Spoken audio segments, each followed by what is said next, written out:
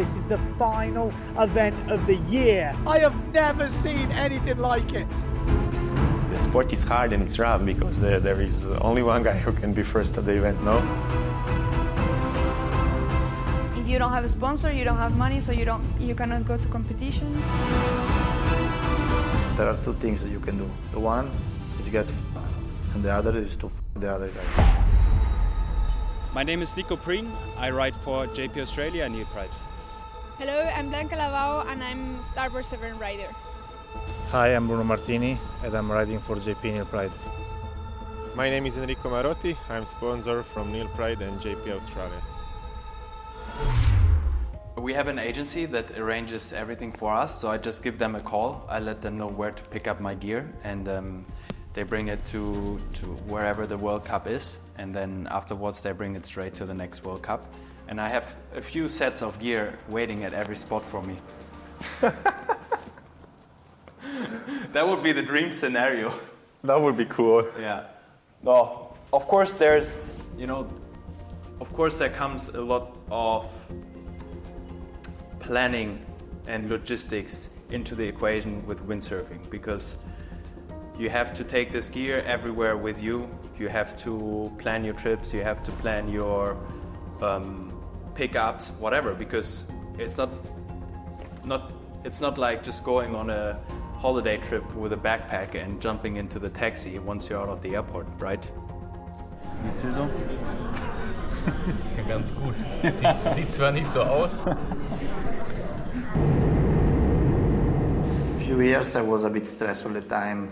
Going to the check-in was like going to, to the war, because you have to fight for every single kilograms and try to be a little bit a clown with the hostess or something, and you spend so much money, like double the money, more than double than the normal ticket. Then the ticket was already expensive because you're traveling all around the world to Korea, Japan, whatever you go.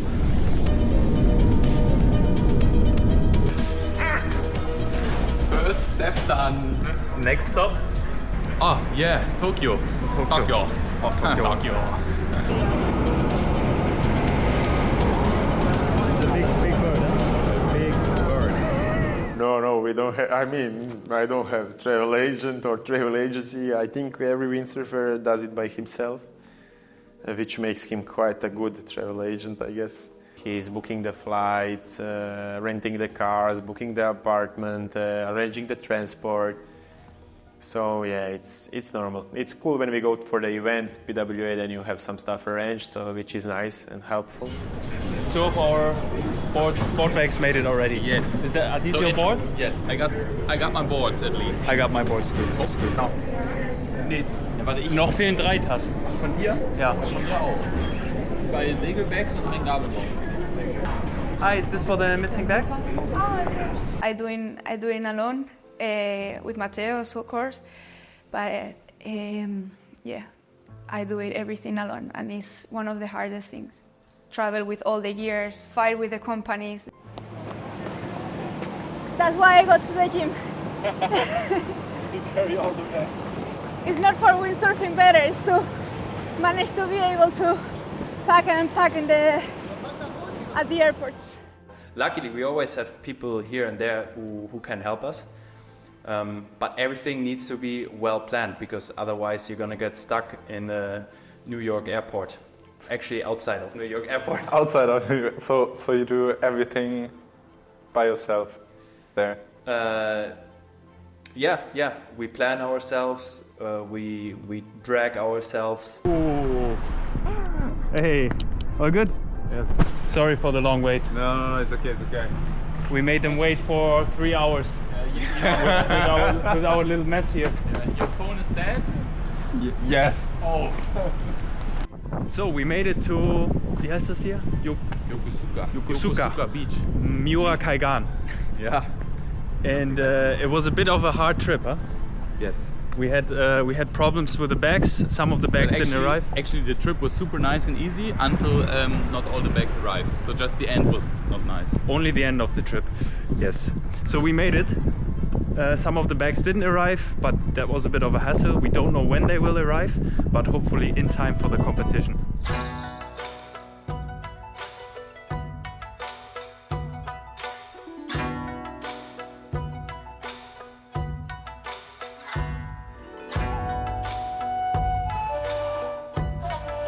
last event of the season, and this season has actually been particularly interesting because we don't have any discards, and that means you're counting every single event. Every single place out there counts, and it's super tight. It's super tight for the world title between Daniele Benedetti and Pierre Mortefon for the title, and then Enrico can still make it technically to the world title.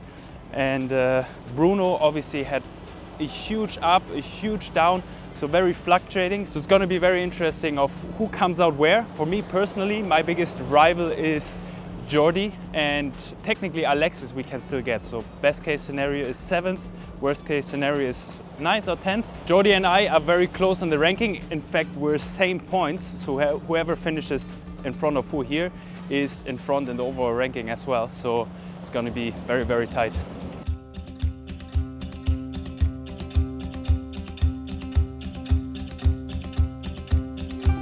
Yeah, I mean, of course, in every sport there's rivalry, and I think everyone looks at it in a different way. And it pretty much for me it has evolved over the years, because my main goal for many years was to become German champion, and there was always one guy who was the one to beat. Yeah, it was frustrating because it didn't come as fast as I wanted to, and I at some point I think I made maybe him responsible for me not being able to win it. Obviously that was wrong at the time, and now looking back I also can really appreciate the rivalry, because he was the one who pushed me to the level where I am now, because I wanted to beat him, so that really motivated me to work harder and become better, and I think that's the beauty of rivalry. Like top 5, top 10 is really close. So we are all rivals. It's all rivals in the water, but then we are friends outside of the water. We have closer friends with someone, not that much with another, but overall we are a small community, so we have to get close. The strongest competition around us it is, the stronger we will be, you know. I'm not afraid of someone being good next to me, because with them being good, I will also grow and I will be a better sailor. And yeah, the sport is hard and it's rough, because there is only one guy who can be first at the event, no?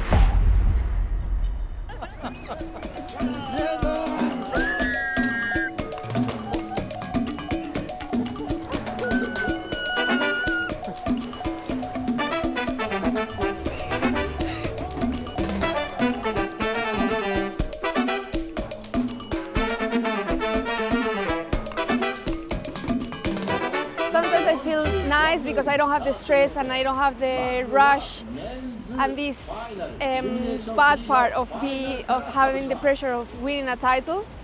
Now I feel more relaxed because everything I did is done already, so nothing's gonna change much for me. My sponsors appreciate the effort I made, so I don't think it's gonna change much as in terms of sponsorship. Not having the title this year again, because they know I try my best and I've been pushing hard every day for winning again. It didn't happen, or probably it's not gonna happen, but they appreciate my effort.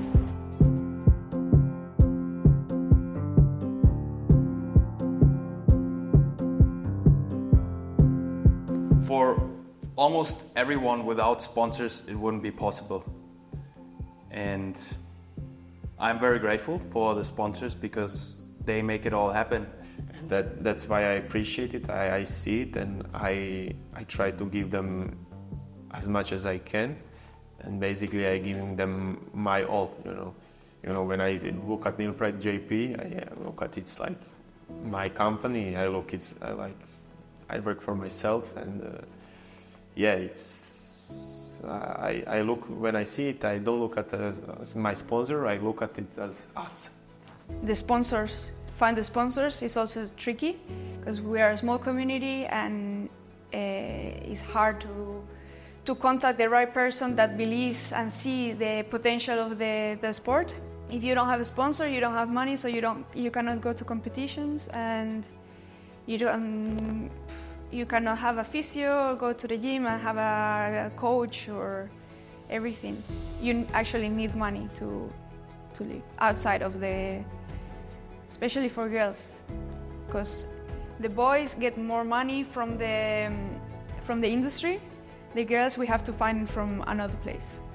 I choose the sponsor. For other side, the sponsor choose me. No, they choose me because I did some result, and I did some result because I want to be there.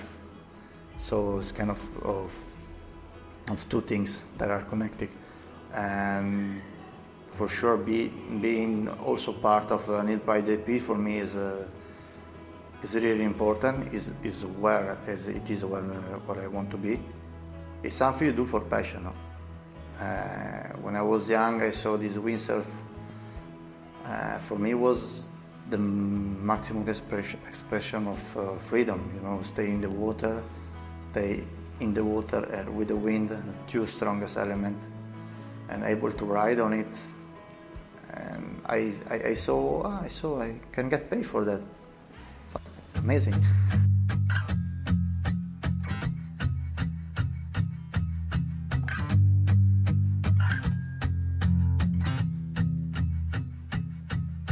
There are a few sports that are particularly fun to watch and to follow if you are a windsurfer, and that for me is Formula One. Essentially is windsurfing on a whole nother level. You have teams, you have everyone working on the equipment and everyone trying to provide for the riders to be as fast as possible.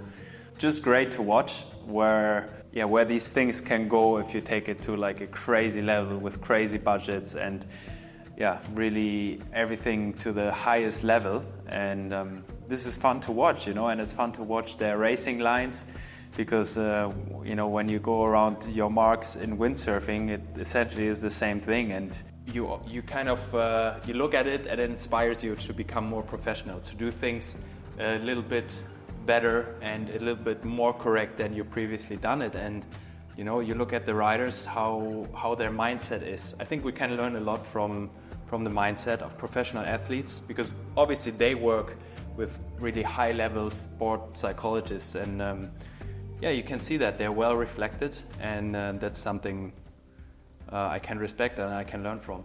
And that's maybe the biggest difference, there's people working on every little detail, while in windsurfing you kind of take care of it yourself and you try to do sensible decisions, while in other sports there's someone paid to just think about this specific thing and make this specific decision. I'm a sport person, so I follow a lot of sport and I kind of understand what it is behind it, not just what we see when we watch it. So there is beauty in every sport actually, because each athlete we watch, they put a lot of effort, and when you watch any competition, amount of effort behind that competition is enormous, it's huge. In general, I like a lot sailing, so I can watch and these days it's popular sailing GP or American's Cup, or even the boats that are monotip, so they're all the same. So when I see windsurfing, I have a picture of 1,000 pixels, and whenever I see other sport, I have picture of 3 pixels because I don't know what is it behind it. But to compare it from what I see the other sport, maybe it is rude to say, or people will say, who you think you are? But we can compare ourselves with the Formula One, but just on much smaller level. We all the time try to improve our gear, like they try to improve their car. We all the time try to be better sailor, like they are trying to be better drivers. To be honest, I had many types of sport and I really like it. One of those is boxing, MMA, or let's say jiu-jitsu as well. I started when I was 16. It's very nice to know how to defend yourself first, but also I really like it because it's not something that many people think is about to be aggressive or to be stronger than the other guys. Actually, there are a lot of technique behind that. And for example, also the time in our sport, one elimination is about 3 minutes, more or less. In a boxing ring, one round is 3 minutes. But the thing is, the mentality thing is that when you step on the cage or when you step on the ring, there are 2 things that you can do. The one is get f***ed, and the other is to f*** the other guy. So you're mentally, you have to turn it on. Otherwise, you really get hurt bad. If we want to talk about technical part, for example, when you're racing, sometimes you have to attack, and when you're racing, sometimes you have to defend. It's like this also in boxing. And somehow it's more important to defend. Surfing, 100%. Yeah, it's the thing that I do when I have day offs, what I do when I have holidays, and the first sport I learned. Calm in the water, even if it's big waves and it's really difficult sport. It's really technical, so every day you can learn something.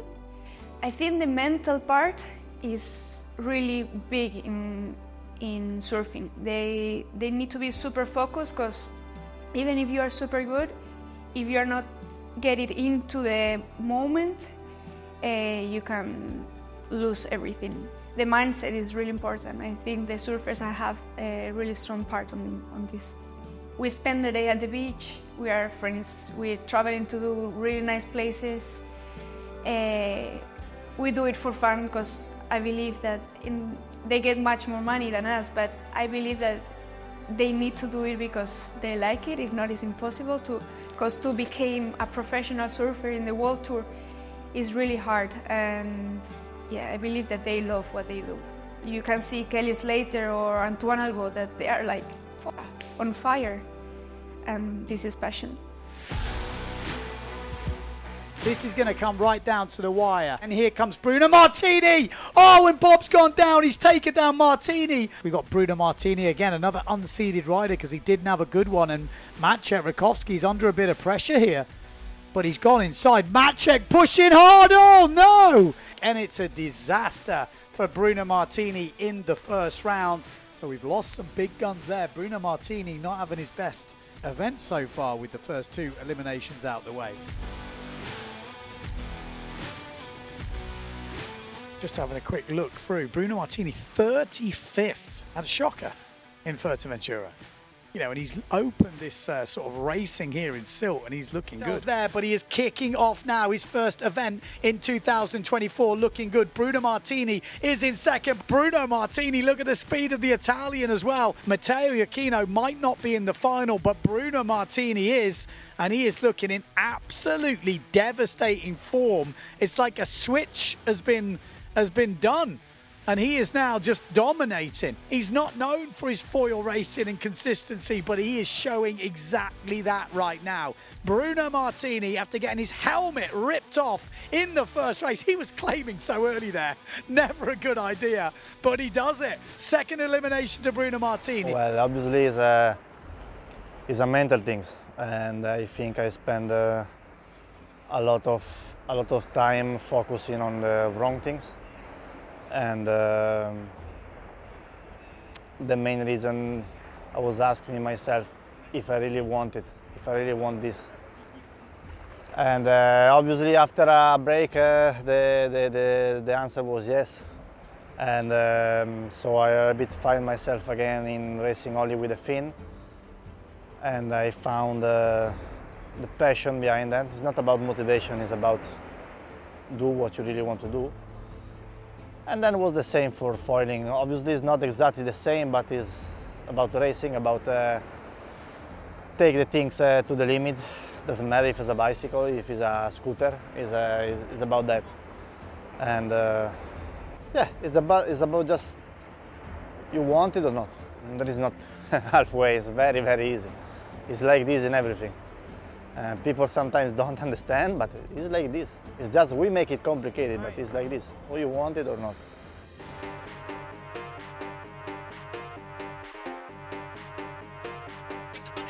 Welcome here in Japan for the Fly A&A Windsurfing World Cup. This is the final event of the year. The world titles will be decided, and we have 68 riders going for the win.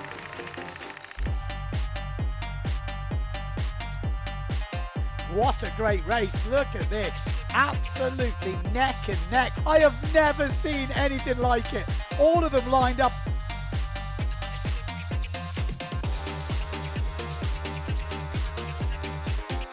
Try and stay out of trouble. Massive crash there from Amado Vrieswijk. Wow.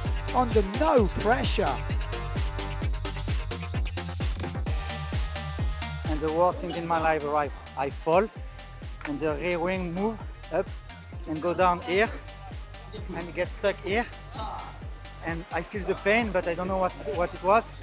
And I was fucking stressed. The board flip again, and I go down. So I was calling Bruno, because it was impossible to move the things out. And thanks, he come, but it takes like 25 seconds, 30 seconds. It was so long. Then he checked, and I'm just cut, but nothing bad. So, but I was really stressed because I cannot move. So at the end, I open everything.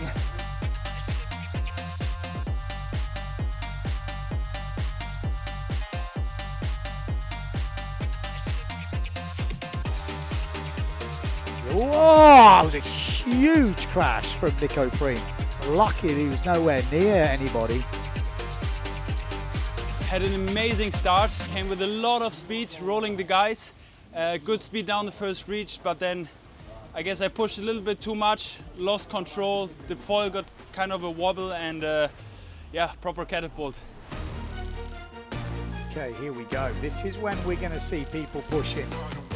Ooh, there's a little bit of slowing down at the front, isn't there? Someone's gone a bit early.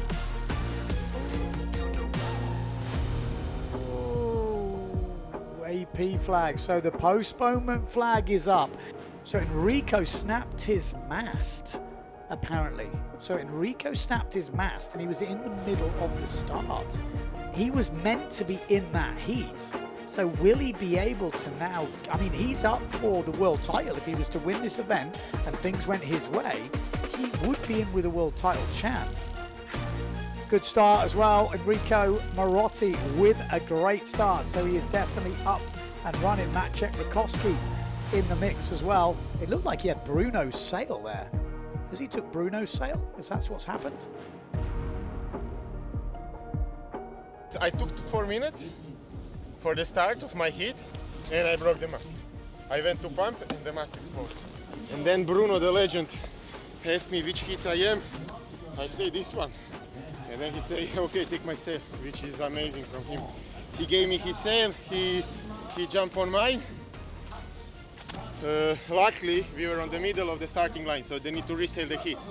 And at that time I swapped with him and I was able to restart. And Bruno then waited me in the finish.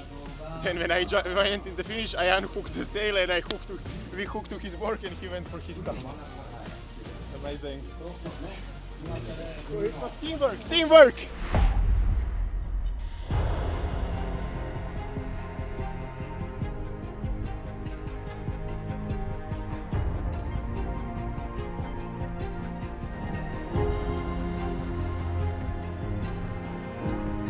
I haven't been here because my son was just about to be born, so I decided to stay with the family and support Nick and him.